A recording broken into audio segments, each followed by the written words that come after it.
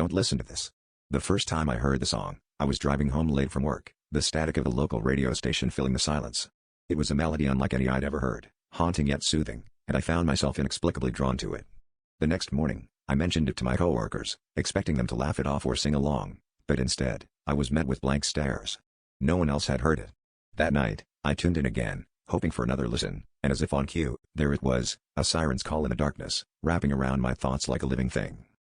As the days passed, the song became an obsession.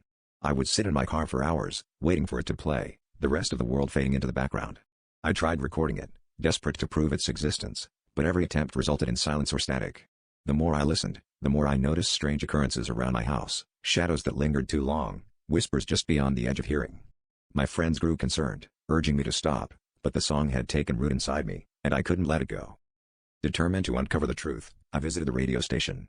The receptionist seemed unnerved, insisting that no such song was scheduled or even in their database. But as I turned to leave, I caught sight of a room at the end of the hallway, its door slightly ajar, and an unsettling hum emanating from within. I pushed the door open, revealing a dusty studio filled with outdated equipment. The song was playing softly, and at the center of the room stood a figure, shrouded in shadow, turning dials and whispering to the air. They turned to me, their eyes reflecting an unnatural light, and I realized with a jolt that they were singing along. In a rush of panic, I fled the station, the song echoing in my mind, louder and more insistent. My phone buzzed with messages from friends, asking where I'd disappeared to, but I couldn't bring myself to answer. Every time I tried to explain, the words twisted, leaving only a garbled mess. As I sit here now, writing this, the song plays constantly in my ears, and I fear what will happen when it reaches its final note. I can feel it pulling me back to that studio, to the figure waiting for me to join their eternal chorus. If you hear it too, whatever you do, don't listen.